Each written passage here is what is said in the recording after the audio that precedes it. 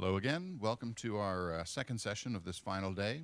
Now we're getting a presentation on a framework for comparing account recovery strategies, and our presenter will be Dean Saxe, who's Senior Security Engineer from the Amazon Web Services Identity team.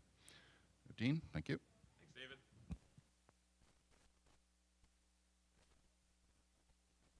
Here, this is my adopted hometown. I hope you're enjoying this morning's liquid sunshine. You can expect about 6 more months of that.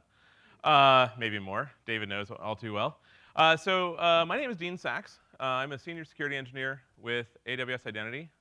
I'll let people kind of filter in the room here. We had a room change this morning for those of you on the online session, so people are filtering in as they're shifting rooms. So as I said, I'm a senior security engineer with AWS Identity. I'm also a member of the Phyto Alliance. I've done some work with the Phyto Alliance and the various working groups over the years, as well as a member of ID Pro. And what I want to talk about today is how we can compare account recovery strategies. I'm not going to talk about what's the right account recovery strategy or the wrong account recovery strategy. That's not the point of today's conversation. I did write an ID Pro article on this in the body of knowledge where you can find some additional details about my thoughts on various strategies. But what I want to talk about is how we compare those strategies and identify which one is appropriate in your business context for your users.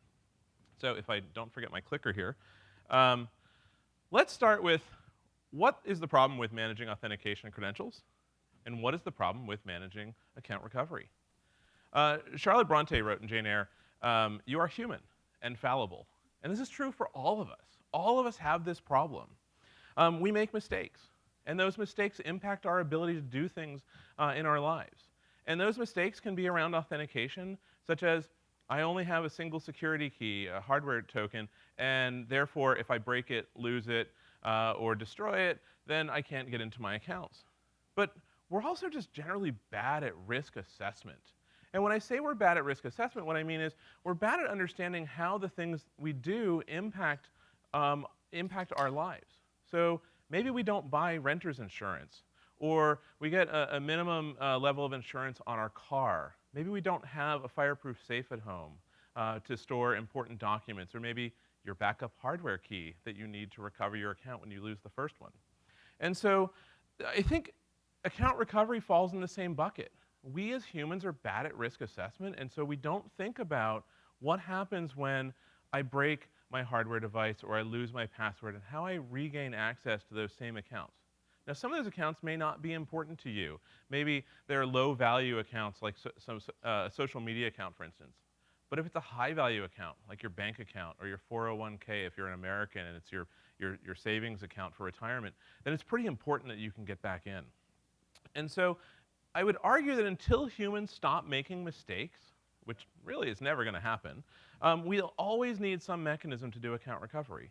And if we need a mechanism to do account recovery, then we need a mechanism to establish what is the appropriate account recovery strategy for our users and our business. And so if humans are fallible and we need these account recovery mechanisms, we need to make them more secure than this gate. Now, you'll notice this gate is closed. It's not locked. There's no lock on it. But I think there's something more interesting about this gate, which is that I can walk around it, I can jump over it, I can open it up and go through it without any trouble. And this reminds me of many account recovery strategies that I've run into in my own life. So I'd like to take a step back. I want to go back almost 20 years. I was newly married, and I was trying to find some information on stock that my wife held from prior to our marriage.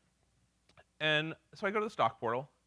Before I was using a 1Password or a password manager, early 2000s era. And I go to the stock portal and I try all the common passwords that I know she uses. We've gotten better over the years, I promise. I certainly have gotten better over the years. And so I'm trying to log in, and I'm failing. So I'm like, okay, like any good hacker, I'm going to go check out what the account recovery mechanism is. So I go to the account recovery page, username, type that in. Then ask me for mother's maiden name. Now, this is my mother-in-law's maiden name. Okay, that's easy enough. Type that in. I'm in. I'm into the system. Now, it doesn't take me to an account recovery page. It doesn't force me to change the password. It doesn't email my wife at her email address and tell her that somebody has taken any action. It just drops me into a fully authenticated session. I can trade stocks, I can get the tax docs that I need, et cetera. And I didn't do anything malicious. I'm still married to the same person. So this is a good thing, right? I have ethics and I'm honest. But this was a complete failure in account recovery because it provided an alternate authentication mechanism. And one thing I need to convince you of here today is that account recovery is really just another form of authentication. In some cases, it's a form of re-identification. Say you're starting from identity proofing at the beginning and then re-identity proofing in order to recover. But in general, it's another authentication mechanism. So this is an example of how not to do things. I think we can all probably agree to that. But let me give you a more modern example. I think this was Reddit. I don't recall exactly, but I think it was Reddit that when I set up an OTP with Reddit, I also grabbed a number of recovery codes, 10 or so recovery codes, and I was reminded at that point that if I lose my password or I lose my OTPs and I lose those recovery codes, that I cannot gain access to that account ever again. Now, this is not necessarily the strategy I would have chosen, but it may be the appropriate strategy in Reddit's business model. But for me, Reddit doesn't hold the same value as a stock account. So how do we then look at these mechanisms and determine which one's right, which one's wrong, or maybe not which one's right and wrong, but which one's better within our business? And which one are we going to choose to support our customers and make their customer journey easier? So I spent a little bit of time thinking about this, both in my day job with AWS Identity, as well as through some work that I did on behalf of ID Pro and writing in the ID Pro body of knowledge. And what I came up with was this concept of an iron triangle. So you may have heard this before from product management, or I don't know how many of you have ever renovated a home or a bathroom or anything like that. I went through this recently, and I can tell you that when you renovate your house, you have 3 constraints. You can do it fast, you can do it cheap, or you can do it well. Pick 2. You don't get all 3. So you've got to have a trade-off here between these concerns. And the same is true in account recovery. The parameters are different, however.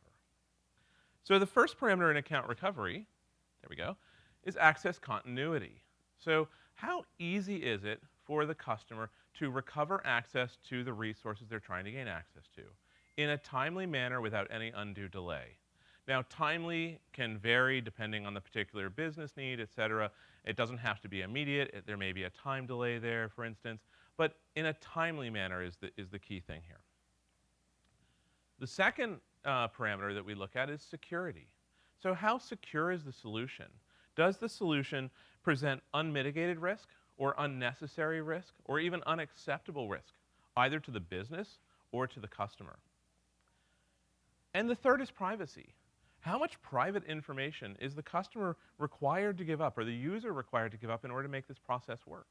And there are different levels of privacy that we can talk about here, and there is no one sort of idealized privacy goal.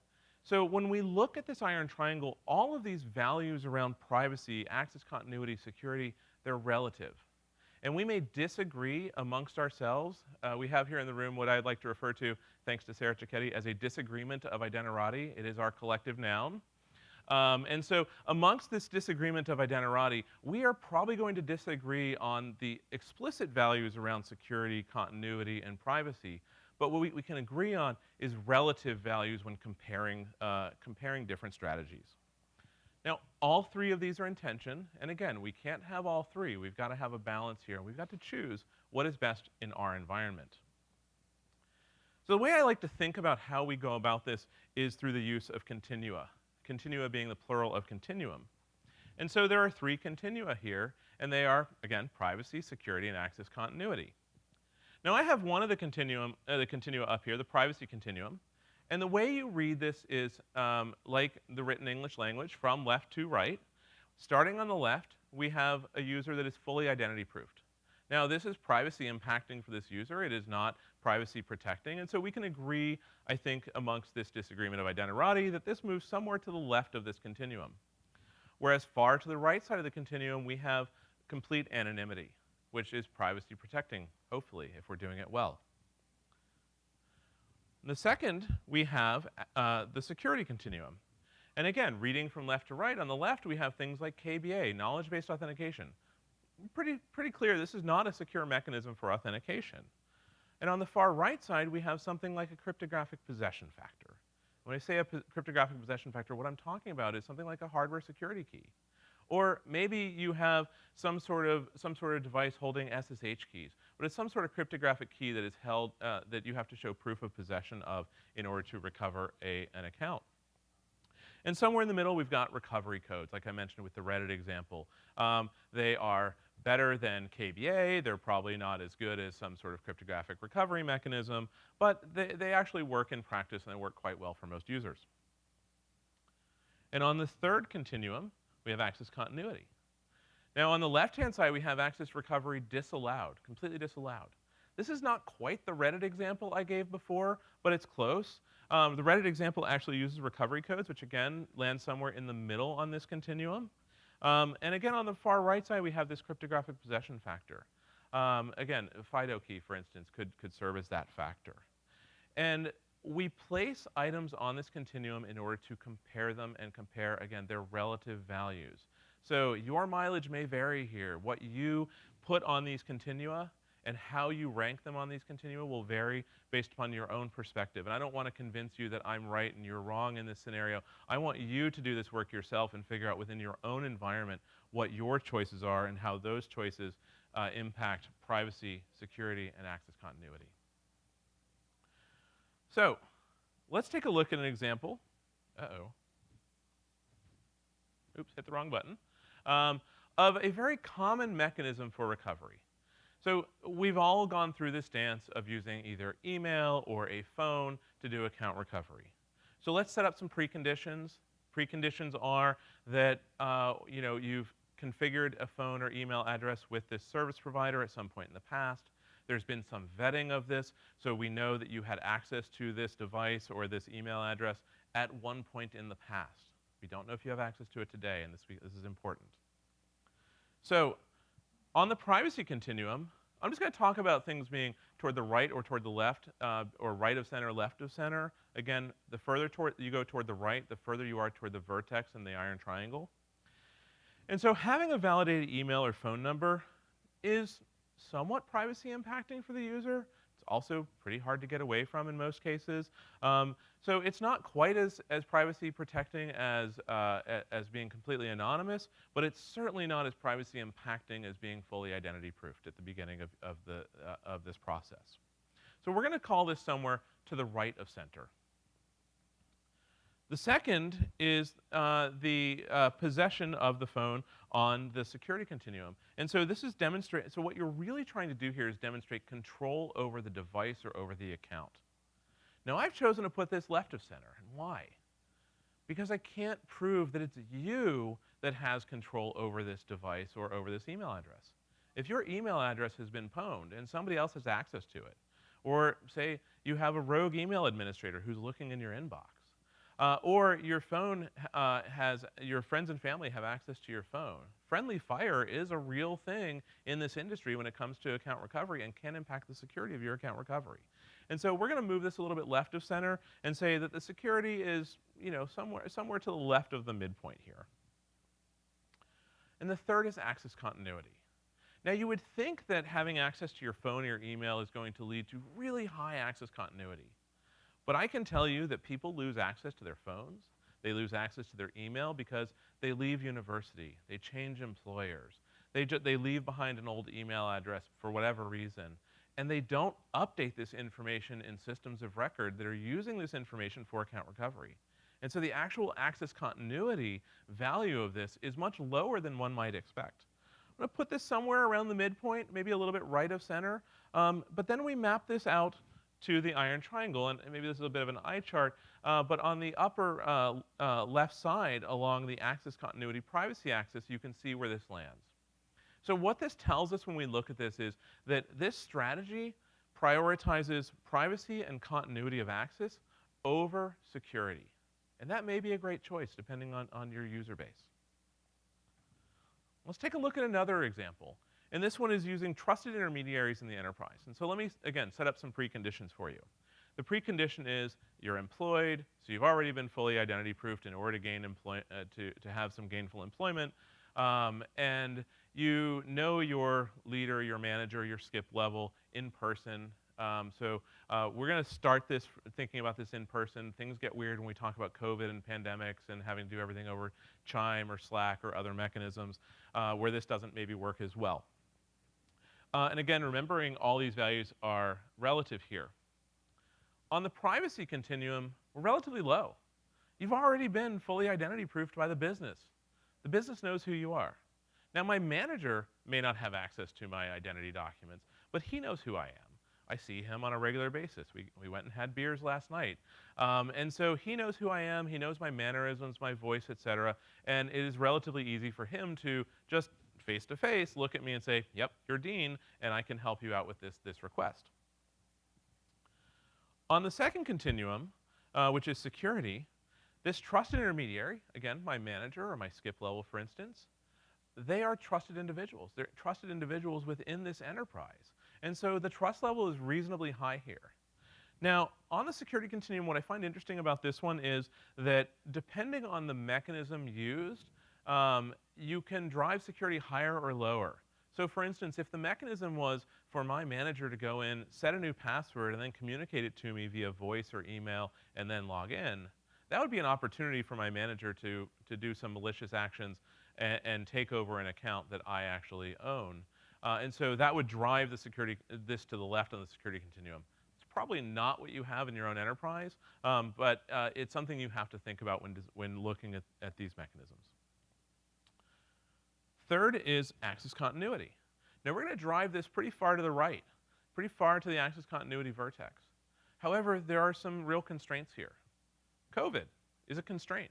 COVID doesn't allow me to see my manager or my skip level in person on a regular basis.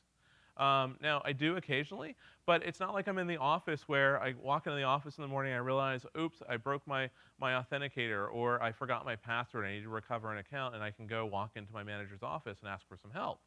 I can't do that today. Also, people go on vacation. They get sick. In some cases, you may not know your skip level if that's the person you have to go to just because of circumstances. Maybe you're a relatively new employee. And so we're going to drive this right of center, but it's not going to be far, far to the right because there are some rational constraints. And then when we map this to the iron triangle, what we see is it aligns along the access continuity and security part of the triangle. So unlike the last example of email and phone, which aligned along access continuity and privacy, what we value with this trusted intermediary in the enterprise is access continuity and security, because it's an enterprise context. Now, the last one I want to talk about is using a roaming Phytoauthenticator. And you may be saying to yourself, Dean, why are we talking about using a roaming Phytoauthenticator as a account recovery mechanism? About 2 years ago, the Phyto Enterprise Deployment Working Group wrote a paper. I helped write the paper along with Bill Leddy and some other folks in Phyto about account recovery in the Phyto ecosystem. And our conclusion was that in order to do account recovery in the Phyto ecosystem, the account recovery mechanism itself should be reasonably secure, preferably as secure as the primary authentication mechanism. So what we don't want to create is a gate that you can walk around or walk through because we haven't secured the gate with a fence all the way around the thing that we're trying to protect. And so the recommendation was register multiple authenticators so you have a backup. Now hopefully that backup is someplace safe and is accessible to you. And let's look at how that maps out. Now in the privacy continuum, reasonably pseudonymous. Now, it may be bound to an identity, say if it's in an enterprise context, et cetera, but we can call this a reasonably pseudonymous method that protects user privacy in most cases.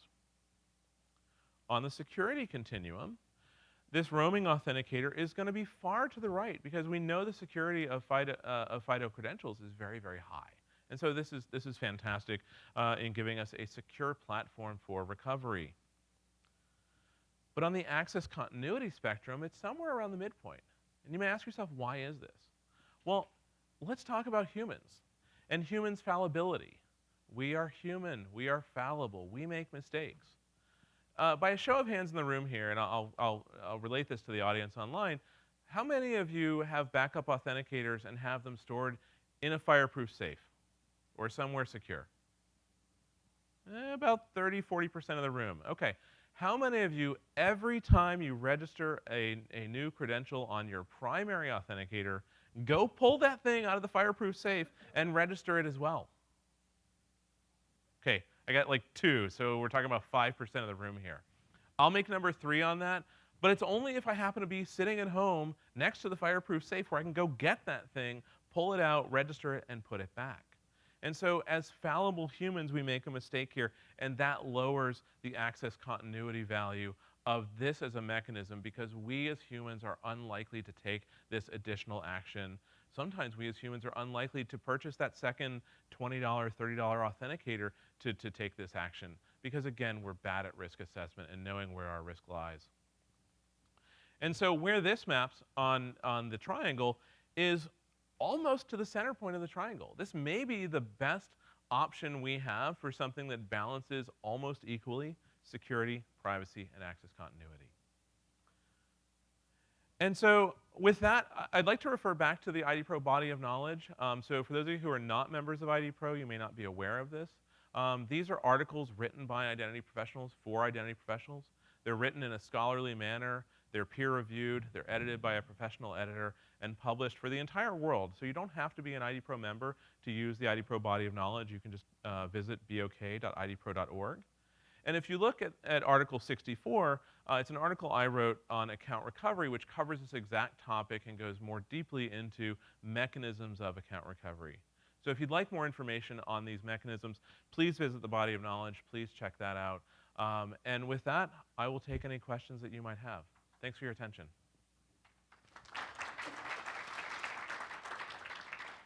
Thank you, Dean. Got one here in the back. Thanks. Excellent presentation, Dean. Just one thing that potentially might get some people's interest.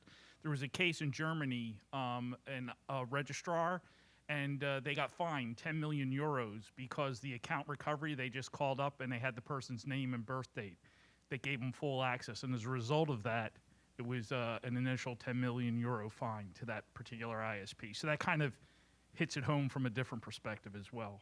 Yeah, absolutely. And over breakfast this morning with a few folks, we were talking about account recovery in the this is really about account recovery for individual humans. But then we have to think about account recovery for enterprises who, in some cases, are the customer, not the individual human. And how do we do that? And there are some additional concerns there around enterprises and making sure that we know who actually represents that enterprise. And so, this is a deep, deep rabbit hole, and this is very much just scratching the surface of that rabbit hole. But thank you very much. Another question here in the front. Yes, excellent presentation. The thing I wondered the thing I was missing is really like federation as a recovery option. Why wouldn't I have like a dedicated account for account recovery and that I could use to actually get into my primary accounts? Yeah, is absolutely an option. Again, if you go refer back to the account recovery article in the BOK, the body of knowledge, I talk about the different mechanisms that one can use. And so you may use things like a quorum. You can use a quorum of friends. I think Facebook uses a quorum of friends for account recovery. I didn't really want to get into specific mechanisms here because the mechanisms were really unimportant to the point that I'm trying to relay here, which is we need a way to compare and contrast. Without a mechanism to compare and contrast, it makes it very hard for the business to decide what is appropriate to do. And so this can lead us down paths like, hey, just enter your username and your mother's maiden name, and then you're into your account. Without thinking about the trade-offs, it's very hard to figure out what's appropriate in this environment and how we get to the right mechanism. You have one in the back there, David. Oh, thank you. Thank you for the question. Do you have any thoughts around re-verifying ownership or possession of like backup recovery method? Like if you had a roaming authenticator and you lose it and you're not regularly checking to see if the person has that still, is there any thought process around re-verifying occasionally whether people have them? Absolutely. I think one of the things that most of us forget is we have to baseline these mechanisms over time. And that means we have to trigger the user either as a reminder, hey, I haven't seen you use this authenticator in a year, in 2 years. Can you bring it, can you demonstrate you still have possession of it? can you demonstrate you still have possession of the email address, of the phone, et cetera?